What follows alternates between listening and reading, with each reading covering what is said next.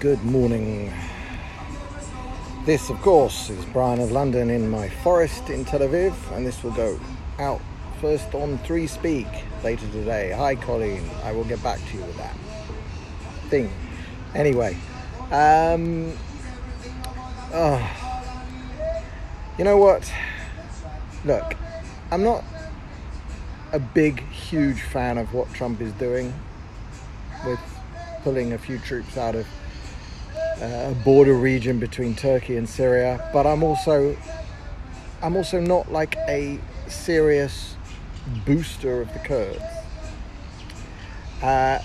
The Kurds is a very big thing. I mean, I'm not extensively well read. I followed Seth Frantzman's stuff from Kurdistan, and here's how I look at it.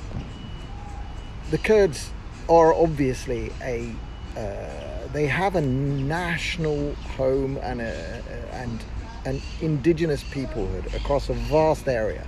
The area is truly enormous because it covers large parts of Iraq, Syria, Iran, and Turkey. And so, yeah, they never got a state. Back when, the Europeans were dividing up the maps of the Middle East 100 years ago, and Britain wound up with the mandate for Palestine and making a promise to give it to Jews, Kurds just missed out. There are many, many, many more Kurds in the world than there are Jews. They're much more numerous, but they're also sort of riven with divisions because they're not, as far as my understanding is, that they're sort of religiously mixed, which is fine, but they're still Kurds, and they've got a language and all of this other stuff. Now, my problem stems from the fact that the kind of main Kurdish freedom movements of the last 100 years, 70 years, whatever, and more recently the PKK and so forth, they've come from the same Marxist roots as the PLO. They come from the schools and the universities of Moscow and under the Soviets, and that makes me very, very nervous. Now, for the last few years they were fighting ISIS, but they were fighting at home. There were indigenous people fighting on their land to keep an invader out of their land, and the invader was radical ISIS, Islamic State, hardcore Islam. And they fought tooth and nail, and they were armed for it, and they were given arms, and they were given massive support by the West, including American forces.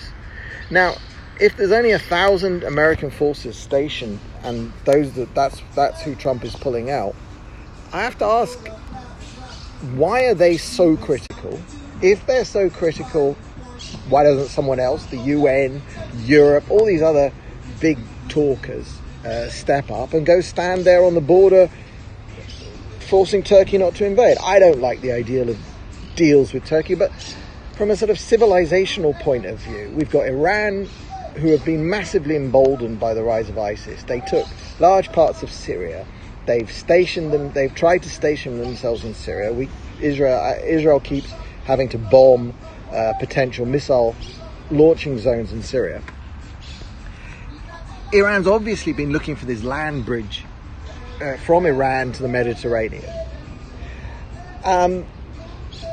Turkey is still sort of on the Sunni side. Turkey is still in opposition to Iran. I mean, this whole picture is horribly complicated, and I don't have this sort of need for the West to be defending Kurds. If they want to form a Kurdish country, they should damn well build it themselves. I think back to Israel in 1948 and Jews. We were not well armed.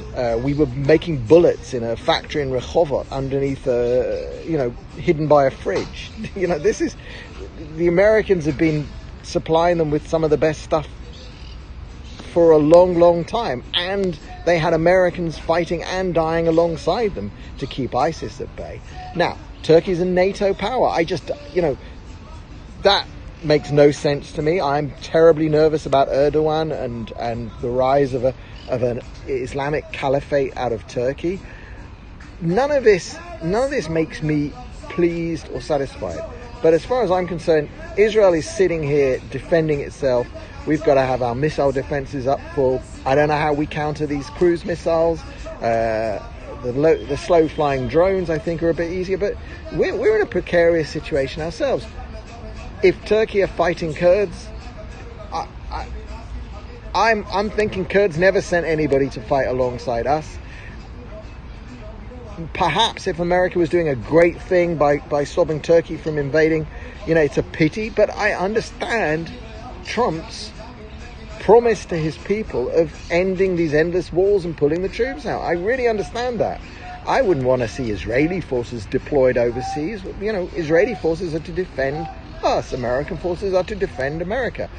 Is there a huge pressing aim of American self-defense there in northern Syria, the Kurdish regions of Syria? I don't know. Doesn't appear to me. I don't think ISIS is on the verge of striking the American heartland from Syria. So I can fully understand what Trump is doing. He promised to do it, and he does appear to be keeping his promises. So I don't like talking about this because I don't consider myself an expert, but I'm reading as much as I can.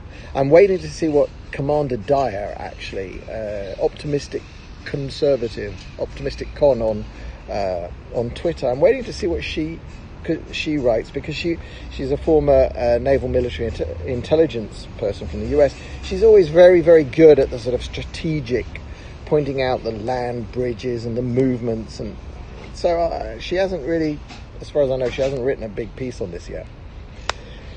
That's my thoughts on that. Otherwise, what else? It's endless holiday season here in Israel. We're about to enter Succoth.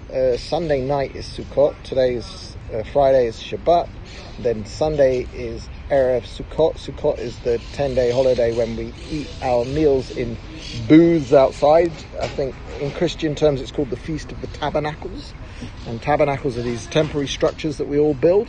So, of course, all over occupied Israel, there will be hundreds of thousands, nay, millions of these temporary structures erected. In fact, which under the Obama years actually did cause a diplomatic fallout when, somebody reported that Jews were building tens of thousands or hundreds of thousands of new structures in the West Bank. But really, it's these tents that we just build for 10 days and eat our meals in. And Sukkot is also an interesting time, I always find, because right now it's the middle of October and we haven't had any rain yet. I always find that Sukkot marks the first rain. We'll see if that happens this time.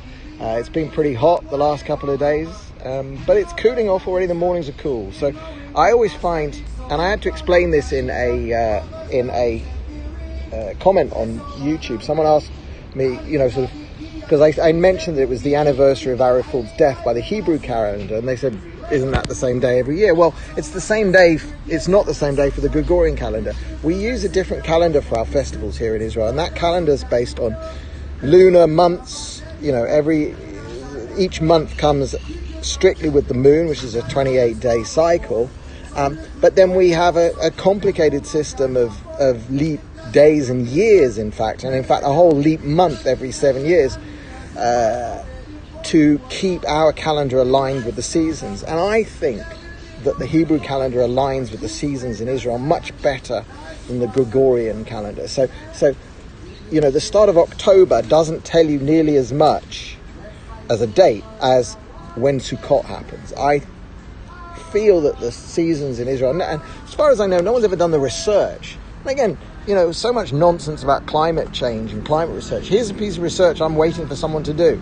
Take the weather records of Israel, and instead of mapping them to the Gregorian calendar, 1st of January, monthly rainfall by Gregorian months, map them to the Hebrew calendar, map them rainfall and when the first rains come to the date according to the Hebrew calendar and when relative to Sukkot. I tried to do this one time, but it's very hard to get the records, and I don't have a professional time to do that. I'd love to see someone do it. That would be a great piece of research. Anyway, I'm Brian of London. This is on Periscope, but it will go first onto 3Speak. Actually, also I should mention, in I think about a week's time, I will have the ability to hand out actual money to people who comment on my videos on 3Speak. I'll announce it a couple of days before, and if you've got an account with 3Speak, I'll be able to like your comment and give you $5, $4, $3 comment rewards for comments, because on 3Speak and on the whole Steam network, which I prefer to Facebook, that's for sure, you get rewarded. If you write a post, you get rewarded, and if you just like a post, you get what's called a curation award for finding that post. It's really an interesting system. Price of Steam is in the toilet, but as more and more people join, we could see it rise, and I still earn a reasonable amount of money on videos there, more than I did on YouTube. And 3Speak does not cost anything to look at, but there is about a $4 a month charge if you want to post videos to it. And the reasoning for that is simple. It's a service. Hosting videos is expensive, streaming videos, all of that's expensive, and I want to pay for it, because if I'm not paying for it, then I am the product being sold to an advertiser. And in fact, advertising is coming to 3Speak, and I will get the lion's share of any revenue generated by advertising that's shown on my videos. That's just the way it's going to work. And it's being run from the start as a revenue generating, cost paying service. It's not a service for free. Forget free. Nothing is free.